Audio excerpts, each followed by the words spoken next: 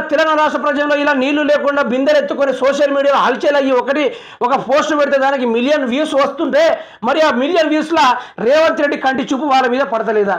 వాళ్ళ సమస్యలు రేవంత్ రెడ్డికి అవపడతలేదా?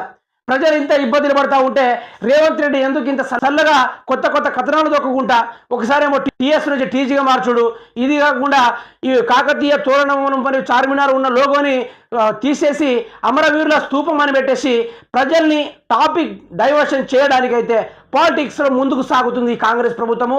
మరి రేవంత్ రెడ్డి అధికారంలోకి వచ్చింది ప్రజల్ని పట్టించుకోవడానికా లేకుంటే లోగోలు మార్చడానికా అన్నట్టుగా తెలంగాణ సమాజం మొత్తం ఈరోజు ప్రశ్నిస్తూ ఉంది.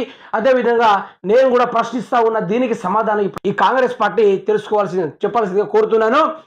రైతులకు విత్తనాలు లేవు, మరి ఆ విత్తనాల గురించి రేవంత్ రెడ్డి ఏమైనా మాట్లాడుతున్నాడా? మాట్లాడు. ఆయనకు ప్రజల పరంగా కానీ లేకుంటే ప్రజల సమస్యల పైన కానీ అతనికి ఎటువంటి బెంగ సోయి సుతారం ఏమీ ఉండదు.